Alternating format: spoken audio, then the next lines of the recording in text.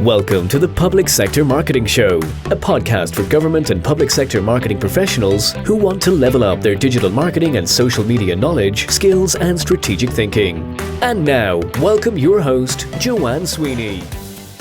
Hello and welcome to episode 38 of the Public Sector Marketing Show.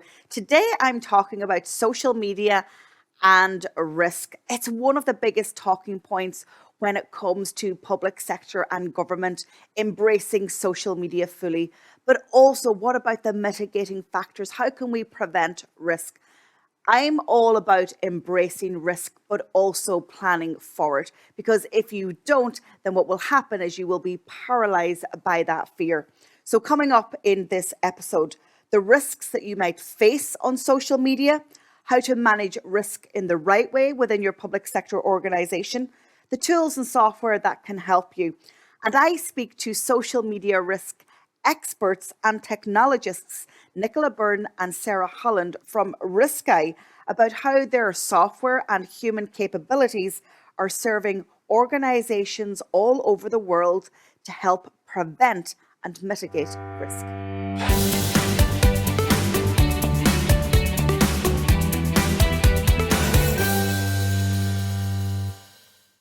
In today's column, I'm suggesting that it's too late to talk about whether you should be embracing social media. That boat has passed.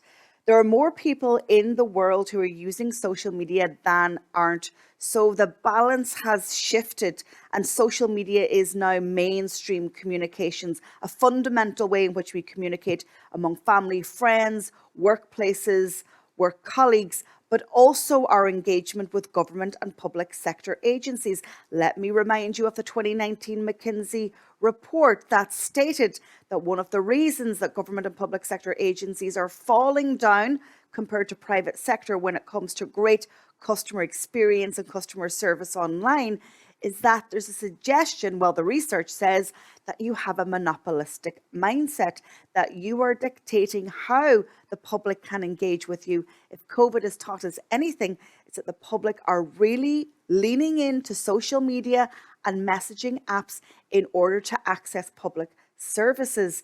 And in a recent conversation with health representatives from India, they have been using WhatsApp almost exclusively to communicate with citizens throughout the pandemic and to encourage them to take the vaccine. So again, we've got many examples and case studies where social media has stepped into a communication void for good. So if it's too late to be having conversations about if you should be embracing social media fully within your public sector agency, what conversations then should you be having about risk? So I want to talk about that for a minute or two. What are the risks that public sector agencies are likely to face when stepping up your activity on social media? Well, the first is saying something wrong. Now, what I mean by wrong is inaccurate or perhaps releasing information a little bit too soon or releasing contradictory information. So that's always a big fear. What if we say something wrong on social? Well, if you do, the best approach is to correct the record and apologize. Another risk factor from public sector's perspective on social media is trolling and abuse. And I spoke about this in a previous episode. And really, you need to have nailed down your rules of engagement when your staff are put front of social networks and then facing the public. They need to feel confident and safe in the approach and the guidance given to them by their employing organization. Another risk that you might face on social media is the risk of criticism and critique. And guess what? That is inevitable. Let's face it. But you know what? Russell Lollisher from the Ministry of Transportation in British Columbia said at the summit, lean into the comments, lean into the criticism. Chris Shung from Mountain View Police in California agreed with Russell on the same panel discussion and said, you know, that criticism, that critique might be well founded, it might be well placed, but you cannot and should not ignore it. You need to really understand where that upset is coming from. So a final risk that public sector pros will face on social media is the risk of showing up and then not showing up. That for me is a big one. The lack of consistency on social media is something that's going to keep you more separated from the public when all the while you're trying to build trust and move the public into a specific action. It also is going to harm you in terms of your organic reach and how the algorithms are responding to your frequency and your consistency on the social networks. But hey, of course, there are dozens of other risks that you can think about. But my point is in this show is that you can always mitigate risk, you can always plan for risk, and you can always overcome the results of that risk when it happens. Level up your digital skills by taking our diploma in digital marketing, plus gain an industry qualification. Use the code DigitalMarketing20 for a 20% discount. Visit publicsectormarketingpros.com. In today's consulting segment, I'm sharing 5 steps that you can take to mitigate risk on social media. Step number 1 is have a plan. Have you mapped out the possible risks or crises that you might face on social media? You should have done it as part of your crisis PR plan in any case, and then you can apply it to your social media plan. So really understanding where the risks are and how you might mitigate them, but also how you might respond to them. Secondly, you need a social media use policy. You need to understand how your organization, department, agency, and the staff within it are going to engage on social. So, how often are you on social media? What is your response rate? Where can people contact you? Can they slide into your DMs? Can they WhatsApp you from your Facebook page? Is there live chat on your website that is connected to another social media app? All of those rules of engagement must be set down in a policy. If you've established what risks in step 1 might appear when it comes to social media, then step 3 is run your risk exercises. Actually do kind of scenario-based training with your staff. It might be a case where there's been a freedom of information request from a journalist that has been published by said journalist in said media outlet. And then the public are asking questions about transparency, accountability. Do we actually trust you? Can we trust you? You have to run the scenarios, not only on paper, but run them in real life. And there might be an opportunity here to do some role playing and also understanding how you would respond, lines to take. And this will also test your communication processes more broadly. Step number 4 is escalation and crisis plan. So you've planned for the risk, you've tested the risk, you've mapped out and you've done your scenario training on the risk. What is the escalation plan? Who gets involved? Who steps up? And what needs to happen? How do you respond to that crisis? It's probably going to be a crisis at this stage. And what is your digital crisis response plan? And then finally, within all of this is about leveraging technology, because it's impossible for any individual or indeed a team of individuals to be able to interpret, curate, and analyze big data that is coming from the social networks. So what you have to do is you've got to build technology, the tools, the apps, and the software into your systems and into your processes. And I promise you that will be a good friend to you.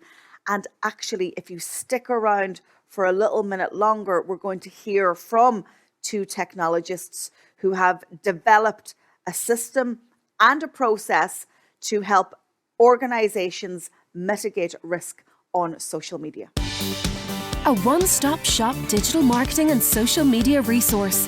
Join our membership academy for 12 months. Access a library of how-to videos, template strategies, and organizational policies. Monthly live coaching. Attend webinars with subject matter experts. Meet and network with public sector pros from across the world. Use the code MEMBERSHIP20 for a 20% discount. Visit publicsectormarketingpros.com. In today's show, I'm delighted to be joined by the team from RiskEyes, Chairperson Nicola Byrne and CEO Sarah Holland. RiskEyes' mission is to make the online world safer, They are experts in online harm that comes in words, pictures, and images. They create services which prevent, protect, and fix online harm. They work 24/7 in real time to keep their clients safe in the digital world. And their mantra is safety is a culture we create together. Nicola and Sarah, I'm delighted to have you on the show. Thank you so much for joining me. But I want to start with you, Nicola, because we met each other initially a whole decade ago. So just relay that story briefly. Oh God, at the days of Bill Cullen, we were there at The Apprentice and it was the final and Joanne was being amazing. And thank God, I might say this, that I did recognize as Joanne as being a diamond in the rough. And 10 years ago, she was very young and very bright and very talented. And I'm delighted that things have worked out so well. She deserves every success that she's been having. Yeah, it was kind of interesting because, you know, in fairness, Bill got it right. He's like, Joanne, you're only one person and really you're not scalable. But it always stayed in my head. And I was like, I have to be scalable. And now I am scalable because the internet has helped me and I can have one-to-many people and trainees on my courses. But I thought that was just a nice background story. But RiskEyes is a company that is very off its time. With my clients in government and public sector, they are almost allergic and repelled by social media. They have this love-hate relationship with it. They know that the public are on social media. It's a gateway to getting them to hear them, to listen to them, to get them to act on their calls to action. But the hate part of it is risk. And public sector are allergic and adverse to risk. And every decision that they make is based on a risk assessment. So maybe Sarah, we'll start with you and ask you about RiskEyes and what the software, the platform, and your people do. Yeah. So I want to reassure your viewers and the people that are working in those environments that our main purpose in RiskEyes is to keep them safe, to make them feel safe, to keep that social environment safe, and to give them the confidence to be online and to use that space, which can be an amazing space for talking to a different audience, for widening their voice and amplifying themselves in terms of issues that they want to get across and they want to speak about. So fundamentally, we are about keeping that in a protected environment for them. And we do that by really never allowing that risk to come near them. We want them to be preventable up front. Anything that get their house in order, make sure that they feel like it's a safe environment, and then protect them 24/7. We'll track all those conversations. We'll watch that space for them, and we'll make sure that if there is a risk or something does pop up, that we're on it with them. We've recognized it, we've alerted them to it, and we'll use our expertise then to show the way to make it not a risk and to mitigate that away from them. That's our purpose in a nutshell. And so how does the platform itself identify risk? And I know that you also have a talent pool of people who are there to understand context when the technology doesn't understand context. So the first instance, we've built our own unique software, and that software has a very wide aperture. It goes out and it collects all content about a business, whether it be on a social media platform, whether it be on a mainstream media platform, or whether it be in blogs or forums. But in a publicly accessible place on the internet, we will go out and gather all information. And the crucial difference with us and the part that makes us unique is that we'll collect not just information about them in terms of their official tags or their handles online, but when people are talking about them and not specifically to them. So if I explain that, it sounds much the same thing, but when you're writing about something on a social media platform, if you're not tagged with your handle, so you're at RiskEyes or at whatever it is, you wouldn't necessarily see that unless people like us with our software would go out and gather it for you. And it's often those conversations that might be a risk. So somebody having a conversation effectively behind your back over here and not alerting you to that by not tagging you, that could be quite a risky conversation that you want to know about, you want to have be proactive about and be able to resolve in any way you can. So we do that first, we bring those in. Now, the absolute mirror image of that, the perfect part that fits with that is a person being able to assess that information. So the computer can only go so far. It can bring in some information, But the context of it, the perspective of it, the understanding of it has to have a human involved to make that crucial difference of understanding if that is risk.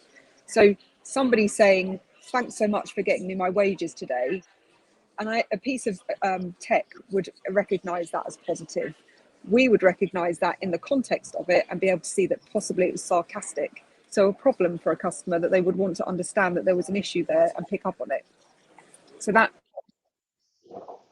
And let me just go to you, Nicola, on that. Sorry. And when Sarah talks about, even if you're not there, you can listen for conversations. That's a very relevant one, because oftentimes we'll have government or public sector agencies who will choose not to go on social. But also, if they do choose to go on social, they will choose to broadcast only, to push out the messages that they want to push out, and they choose not to listen. So again, this is where, your software and technology comes in, where you can be that really important social listening ear. And again, just to remind people, this is publicly available data.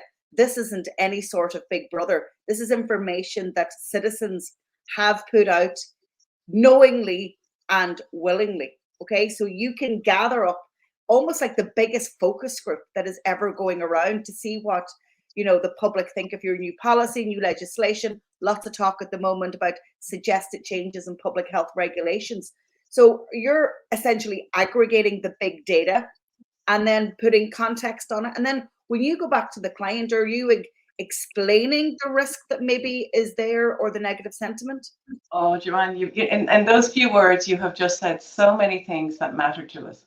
So the why you're on social media, it's good to hear that public service are just outputting, because maybe when they're using it in that outbound way. So let me give you an analogy. If it was a football pitch, they are playing outbound. They're playing to win a goal. They're playing to give you information, to give you something, give themselves the win. That's half the pitch. The problem with them being on that half of the pitch is they don't even know who's on that pitch with them. So if it was a football game, they have nobody in defense. So even though they're playing attack, and they want to get stuff out there, and they're publishing and doing normal everyday things like you publish in a magazine, the internet is not the same place, because a magazine doesn't talk back to you. The internet is a conversation. It definitely talks back to you. And for that, the listening is really important, because you have to have your defenses ready.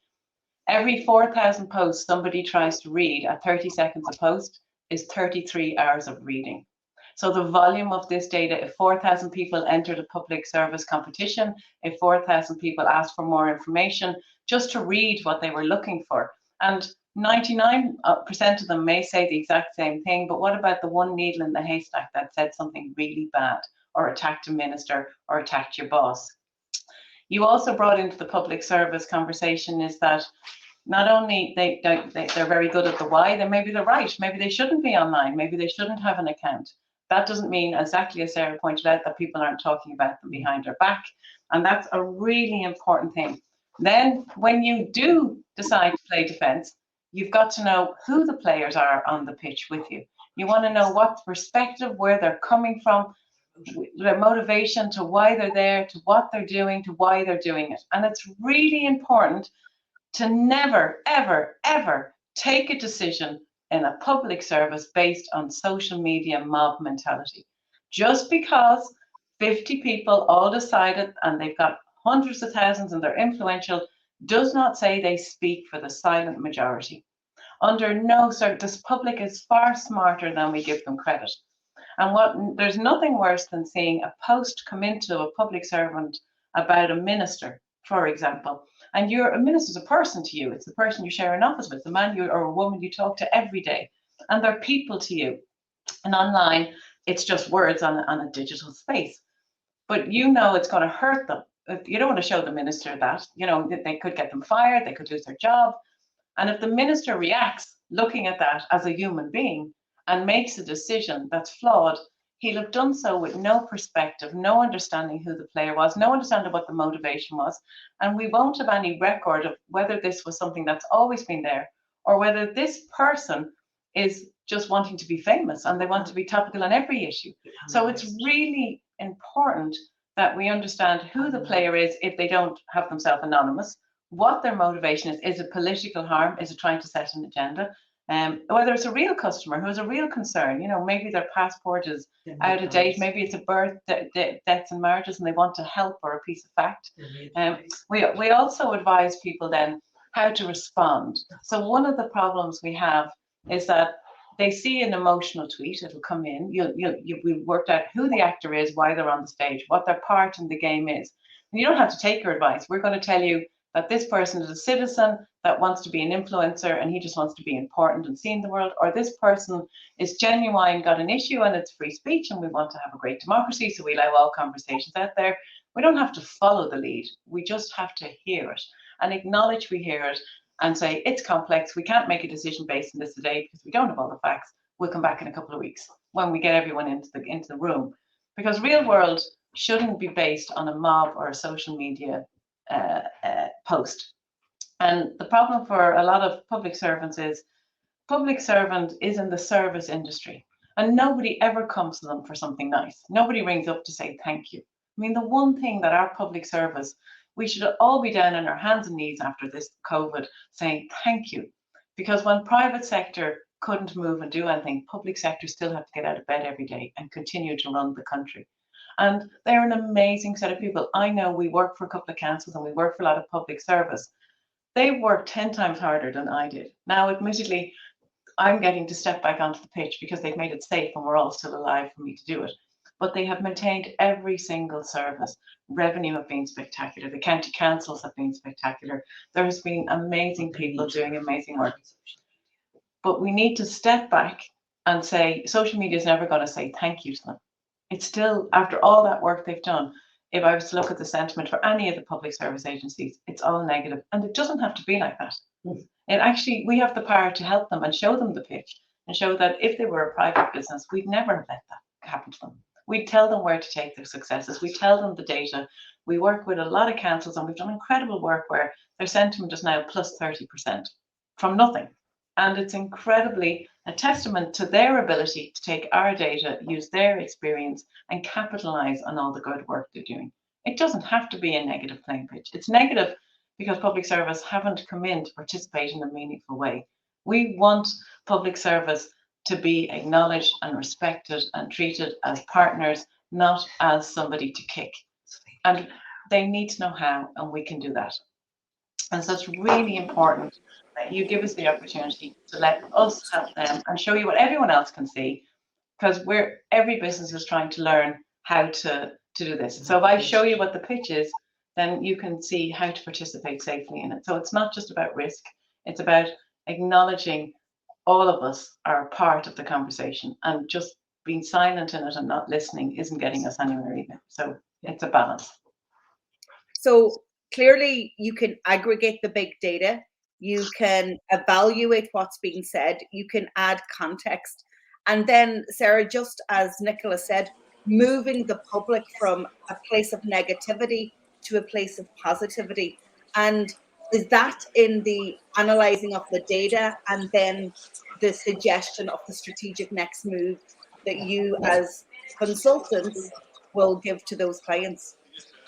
Yes, so there will be some clients that will deal with the information that we sent to them. So they'll get, if it's something that's a risk, they'll get an alert from us in real time, 24/7.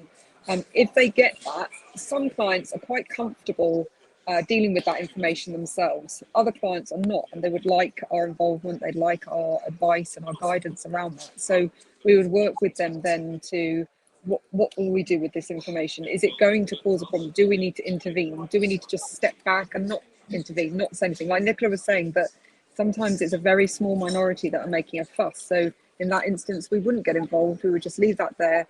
And every piece of analytics or data that we have, we can see the beginning of the conversations, and we can see how it moves along, how it peaks, and how it then dies down and goes away. And that's what happens on the internet. Conversations start, they happen, they go away.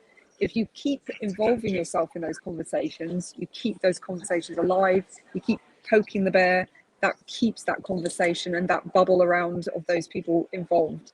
So you just want to sometimes take the oxygen out of those things. And that's the advice we would give to our clients. Don't get involved, take the oxygen out, take the audience away and just move on. Keep doing what you're good at. Keep putting out all that information that you want to get out there. Keep determining your voice and your story, and the other stuff will just move away eventually. And if it's beyond that, if it's something that we need to really get involved in, we can do that too. We can advocate on their behalf, just as there are laws of the land, just as there are rules around publishing content in normal offline worlds, there are too online, and we know all of those rules for all of the platforms and the mainstream media, and we can advocate on the behalf of our clients, and just either move that away if it's broken rules, or just keep doing good work that they normally do to just make the other stuff go away. And is it your view that when a client, and let's think about a public sector client who's used the platform for a period of time, let's say 6 to 9 months, do you see a shift in their own attitudes, mindsets, and confidence towards social? Yeah, Joanne, there's a huge transformation because one, what's measured is accountable. And so it's a very safe way for people to have a conversation internally. You don't have to go in and say to somebody, I don't think that was a good tweet. You can go in and show the data and go, the data doesn't say this is a good tweet. You don't have enough likes, it wasn't shared enough, it didn't transfer. The other thing that's amazing is real world actions still influence online hugely. So if you're running a campaign and you know that, let's just say the OPW are running a campaign, well then you should coordinate with all the OPW different Twitter accounts, and you should amplify it, and you should take the success. But it happens in the real world. People think that magically because you put out a great tweet, everyone's going to magically and organically just retweet it for you. That doesn't happen. But what happens is success breeds success, because then, you know, because the way we take in the data and we can structure the data, so we take it in as a big bucket, you said, we then put it into every department. So let's just say it's a county council, so it'll be environment, roads, transport, tourism, blah, blah, blah, parks. And we break it out into those buckets so every department can see its own success. So we give, at the end of every day, you can literally go onto the screen and you can see how your department is doing versus everyone else. And you can now become challenged to say, well, how did parks get 50 million likes? Oh, well, it's easy for parks because they own all the parks and they do all the fun things. You know, they can claim all the beautiful stuff, where we're in roads, there's nothing fun about roads. What do we talk about? But road safety can be quite fun. So your marketing people start to see the content success, and they use the analytics to inform what people are interested in talking about road safety, and they're engaged. So we give you the game plan, but the talent is, we've got the analytics, but you've got the understanding of your organization. And when you match the two together, they become dynamite, and you can do so many amazing things. And, you know, it's like a bucket of water. If the bucket of water is clear and that's neutral sentiment, if you pour in white for positive sentiment, then the sentiment's obviously going to be positive. If you let black pour in, it's going to be negative sentiment. So the trick is to have more neutral and positive sentiment in the game and to control the game. You're not a recipient of this. You are just as much an actor and a player in this game on this pitch. So the game plan we give you allows you to take the good, protect against the bad, and turn the whole organization's attitude. And then that changes public sentiment, which means when people land at your door, they realize you're people. And as people, they can talk to you as a person and not as somebody to attack. They would never talk to you in the real world the way they talk to you online. And we don't have to accept it, and that we make them comfortable that they can use the medium to dictate. So I describe it as, if I walked into your office and I smashed in your window, you'd fix it. And yet online, we allow them smash in our windows in the virtual world the whole time. And we go, oh, well, it's free speech. No, it isn't. There are rules, as Sarah said. There is a game plan. There is actions that can be done to go, if you come in and throw a tantrum, I'm not talking to you. Yeah. Now, that doesn't apply for crises where people are in real desperate need. You know, so you raised the Garda Commissioner at one point in a conversation with me recently. And it's a fair point that if you start having to report your 999 calls onto social media, that's not a success. No. The success is talking to a person and being, you know, you don't want social for that action. You want 999 calls in the real world. That's why we put huge technology and huge systems and huge processes around protecting real life. And social needs the same protection. It is a plane that people do see as real. And we also have one extra problem on top of that, Joanne, in that we have an intergenerational gap. So When somebody's 50, I speak with experience, when somebody gets to 50, we have had lots of jobs and lots of real world experience of people, and we're mammies and we're daddies and we're brothers and sisters, and we've lived a long time. But we apply that when we're making decision processes, so we can use a different perspective. But when you're 20 and you've never had a job and you're still in college and your mommy and daddy are still paying all your bills, or the government is supporting you through a scholarship, or whatever place in the world you find yourself at 20, and there's no judgment, there's no type of person, but you don't have the perspective and the knowledge that I have in those extra 30 years that I've intervened. And social makes us look equal on the plane, you know, one voice, and we all look equal, and it's one post and one Twitter account and one whatever, but we're not equal.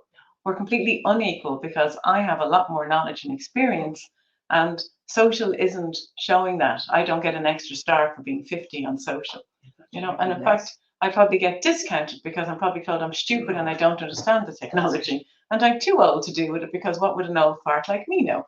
And that's kind of where we're at.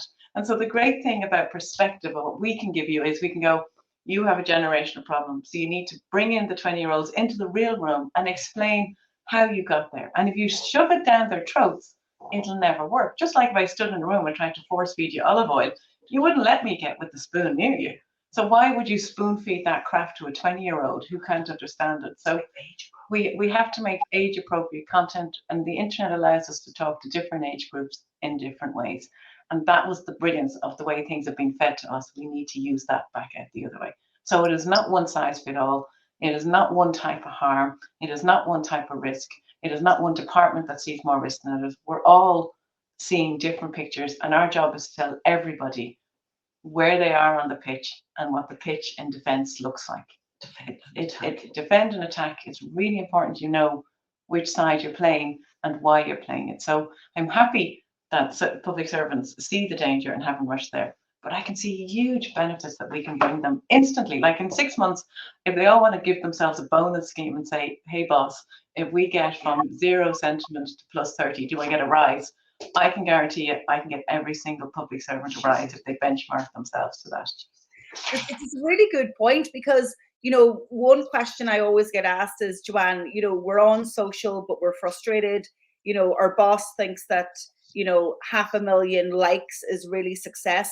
But actually for me, and trumpeting it out, that the biggest win for public sector is public trust. And what is a metric that measures public trust? It's sentiment. And kind of sentiment is, we know what sentiment means. It makes us feel good. People feel good towards you, your brand, your organization, your people. But it's quite intangible in a world. You can't go into your Facebook insights, your Twitter analytics, your Instagram insights, or YouTube studio, and they give you a sentiment analysis. So with sentiment, Sarah, do you think that that is something tangible that your clients use as the North Star of social media success? Definitely, 100%. So I can confidently open up any one of my clients' dashboards and look at it at any time of the day, any time of the night, and see what their sentiment is at that time. So if I look at it from the perspective of, if it's 10% negative at any one time, I know that there's 1 in 10 chance of somebody seeing something negative about me in my profile somewhere online. And if it's 90% positive, I know that it's 9 in 10 chances of somebody seeing something positive about me. So I can give my client the confidence to say, that little thing you saw over there that seemed like a problem and it bothered you, and we've dealt with it. Look at that in the context of all the data and your entire profile, and have a view of what you look like in context of the whole internet.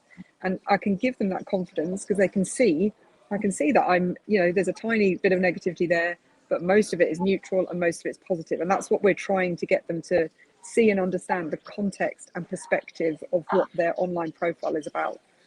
And you know what, and Nicola, you love a good analogy, right?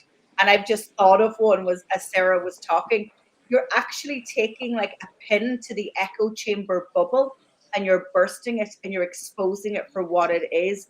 And I loved that you said, you know, any public servant or politician that is making decisions based on that 1%, that's dangerous for all of us.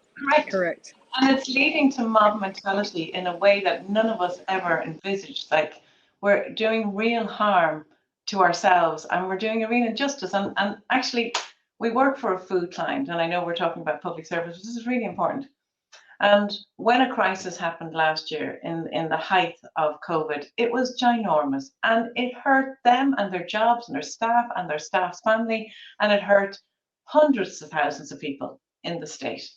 And the problem with that is, if the buyer of this food product in the supermarket had have followed the social media trend, it would have made a decision on behalf of the silent majority, because much as we're all on social media, only some voices are being heard, and they're the loud ones, and they're not necessarily very bright voices, or some of them are claiming, because I have a degree in engineering, I'm an expert in food safety. Like, how does that work? You know, just because you have an expertise in one field doesn't make you genius. But they had, like, 50,000 followers, therefore they're deemed important in social media world. But if the buyer in this supermarket chain had made a decision to follow the mob on social, it would have cost at least 2,000 jobs. It would have cost 350 million of a turnover to go down the tubes. If the buyer had followed the mob, but instead the buyer went, no, I'll tell you what I'm going to do. I'm going to let the products continue in, and the public can vote with their feet, because the public are intelligent. And we know that hurting our own civil servants and our own public service and our own, councils only hurts us. And it is frustrating that as a democracy that we can't do everything ourselves. That way you have to rely on other people to do it, and nobody can do it to the standard I'm doing it. But we now give you a rule book that says, I tell you what, we're going to stay on the pitch with them, but we're not going to allow them to harm us. And we're not going to allow minorities to drive, the tail to wag the dog. We're going to take our voice and let the public decide. And if the public do it in an election box, because the only place that's left to have a true democratic voice right now, unhindered and with nobody trying to bully it, is that ballot box. And that is even a generation issue now, because social is swinging one generation one way, older people are going the other way. We're all lost. And the only fix for all this is to remember that real world trumps social. And that if you want to talk to customers and if you want to talk to the public, then talking down to them or talking at them on social isn't going to win you any trust. You said it yourself. But you can bring people with you, and you can stop people beating you up on social. And that is really important. So the aim is to bring people with you by being authentic and honest. And you're allowed to make mistakes. Nobody says there's a rule when you get a job in the public service that you have to be perfect. And the idea that somehow, as an individual, that when you sign a contract to work for the state, you suddenly become infallible, is just rubbish. We make mistakes, and we're not going to fix it or be accountable to social. We're going to be accountable in the real world. And we can't allow the belief that just because we did something wrong, if you put something under a microscope, of course, it's going to look terrible. Like, a worm looks lovely as he's walking along by you on your pavement, or a mouse. And if you put him under a microscope, it's quite frightening. So anything put under the microscope on social is going to be frightening. And it's there to scare us. And when we're scared, we're in fear. And when we're in fear, we don't make good decisions. Nobody does. And badly informed decisions by public servants are just as likely, if they listen to social, as any other individual in the state. We cannot allow social to put a microscope on things and then go, everybody look here, while all the other bad stuff is happening that we were trying to deal with, but dealing with it took slow, and it took meetings, and it didn't change instantly because it's black and white in social. So all I had to do was tweet it as though, and therefore it is. It's not okay. And one of the great examples that we're living through right now is Ireland's COVID vaccination rate at in excess of 93%. And if we took what you were just saying and listened to the minority, which are the anti-vax movement, would any of us got vaccinated? And really, we were taking this on for the first time, and the digital communications, I always say, was the antidote in a world where we didn't have a vaccine. And it was the availability of that mass, but also targeted messaging that convinced a knowing and a willing public to take that truth information and make a decision for themselves. Can I tell you that at the beginning of this, I texted Paul Reid, and a really crucial piece that I sent him, and it's really important that everybody remembers this, it's the small actions in behaviour. In the beginning, you'll remember that at 7 o'clock, the COVID statistics were coming out, but the 6 o'clock news didn't have them. And I sent him a text, and within 2 days, he rectified getting the results out for the 6 o'clock news. Because in the absence of the data, social media was speculating.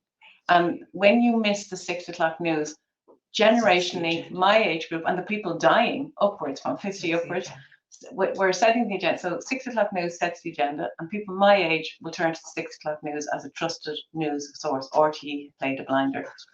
And so what happened was they brought back the COVID times, because I sent him a note saying, you are seeing all this making up stuff on social media because you haven't met the 6 o'clock news.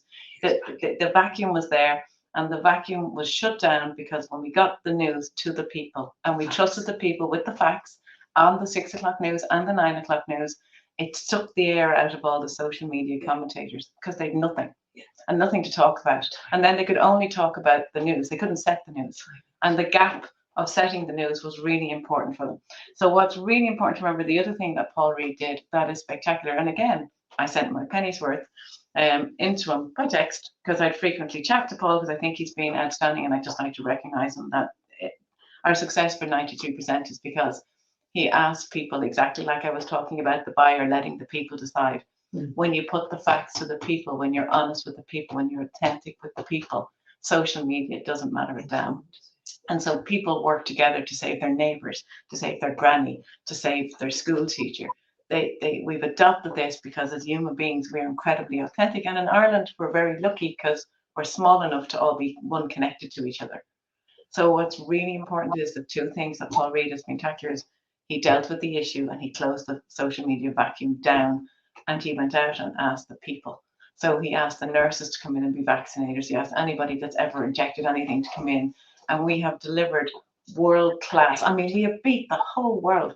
Because in the real world, not on social, we didn't all go tweet a neighbour and get him to come for a vaccine. We didn't, we asked him to knock door to door. We asked the postman, we asked the Gardaí, we asked communication lines. In the real world is what's delivered 93%. It wasn't his online campaigns. In fact, the only reason that was there was to give comfort, but the real work happened with your GP phoning you to get in for a vaccine, your hospitals telling you to come now, the ability for the HSE to use digital in a different way. They brought in Salesforce and they put in a vaccine system and integrated. That's where digital was used to good. And digital and social media are two different things. And he used social media to not engage. So he didn't make no news ever came from social media. No press release ever went out from the HSE and social media. The news went out through mainstream and was backed up by social media, but the news always came from a trusted source. RTE, The Independent, The Times, The Examiner. The news went to trusted media and then to social. Not, I've got a breaking news story, let me put it out on social media. It's rubbish. You can't put it out on social media. Intergenerationally, I'm not going to see it. I don't look at my Twitter account. I don't look at my Facebook account. If I'm relying on Facebook to bring me critical, life-threatening news, then I'm in trouble. The real news comes from a trusted source. And we have to recognize that the main drivers of social media content is still mainstream media. So the news will break on RTE and then social media will write it. So those people who leak stories get nowhere. But if they leak it to the journalist and then he puts it into mainstream media, then it goes everywhere. And then we all talk about it. So Sunday newspapers usually set the social media agenda for the week. So the Sunday Independent, the Mail on Sunday, the Times, the Sunday Business Post, they're all really important because they drive the following weeks. But you can see that when you look at the data, because we can pinpoint every story back to its origin. And sometimes its origin is probably a phone call to the journalist. And when it's social, we can see its origin because it's in public. They want it to be seen. They've been waving and shouting for ages and nobody took the story up. And so the other problem for us is that journalists have become quite lazy and that they're looking to social for their stories and they've lost their ability to, because they're time poor, to connect with the real world, where the relationships were usually drove the story. So we've biased stories being driven by social media too, and that's not helping. So you're dead right that our vaccine program and our public service have been the true winners during this.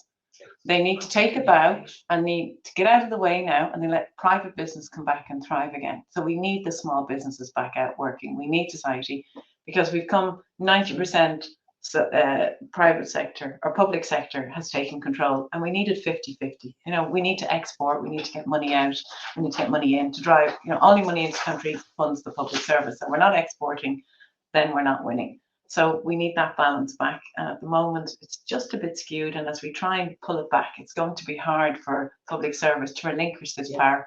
And they will be beaten up on social for it.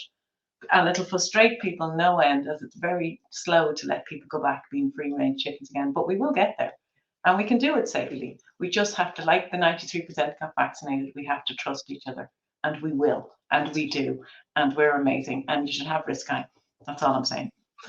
So we've kind of come full circle. We started this conversation talking about how to mitigate risk. We've kind of ended the conversation talking about how, if you listen to the well-informed larger public and make sure that you're getting your truth out, then you can change perceptions and you can ultimately win trust. But what is your final kind of lesson or takeaway for somebody who is totally terrified of social and public sector? Should they be, or is it just time to get off the fence, embrace it, and use it for what it is? Well, I'd just say you need the right advice.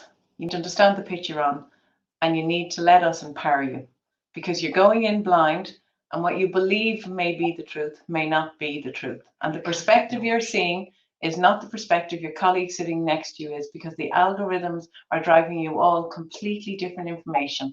So your own telephone and your own computer are feeding me totally different information. So Sarah and myself, we're in two different, she's in London, I'm in Dublin. We're seeing two different media streams day in and day out. And we talk through every decision, and we even look at social to understand that we do understand that we're both seeing the same picture. And once we agree what the platform is and what the pitch we're on is, once we understand that, then we can make informed decisions. So we can advise you, teach you, empower you, and secure you into this space. And we can mind you every step of the way. We're not there to make decisions for you. We're there to make sure that the information you have in front of you informs you as part of your data set. So, and it's not going away. It's not going anywhere. I wouldn't ignore it. We've lots of people saying, well, I don't care. I operate in the real world. I don't care what they say about me behind my back. And that is the risk, is that you're making that decision, but the public mightn't be making that decision. So let's just be sure that there is real harm that comes up, and there is real needs the public do put there, but it's discerning them from the players, and you need to know which one to listen to. And the only people who are going to tell you that is us, because we'll be able to show you, here's the pitch, and here's the players, here's the form, here's the coach, here's the leader. And we can then tell you, when you give us something you want to put out there, we can tell you whether it's going to be safe or not safe. So that's it. Are we closer to being safe, or are we further away? And with RiskEyes, we're closer to. Well, listen, Sarah and Nicola, it's been an absolute pleasure having you on the show. I have linked all the links and your personal LinkedIn connections in the blog post associated with this show. And guys, definitely do check it out. And as I always say, if you're not there, you can't influence. And even if you're not listening, people are talking about you. But ladies, wishing you many success, and thanks very much. Thanks, Joanne. Level up your social media skills by taking our diploma in social media, plus gain an industry qualification. Use the code SOCIALMEDIA20 for a 20% discount. Visit publicsectormarketingpros.com. We've had a great initial response to our new social media bootcamp taking place in February 2022. I'm going to teach you live over 15 hours about the top 10 tactics that you should deploy right now on Facebook, Twitter, Instagram, LinkedIn, and TikTok. And if you want to elevate your social media skills and knowledge, this is the perfect opportunity. So go ahead, jump over to publicsectormarketingpros.com and check out the agenda. And if you've got any questions, drop me a note. Apart from this weekly show, there's lots of other free resources that we have for you at Public Sector Marketing Institute. We have our blog, we have our e-sign, we have our Facebook group, and we're also always developing lots of other knowledge products. Our current ebook How to Master Digital Marketing in Public Sector, Out with the Old and In with the New, is now available on our website. Go ahead and jump over to publicsectormarketingpros.com/digital marketing. You'll also be offered the opportunity to have a 30-minute career guidance call with me after you get your download. So public sector pros from across the world are joining me. We had Brooke from North Dakota. We had Alan from Central USA. We've had Michael from South Wales.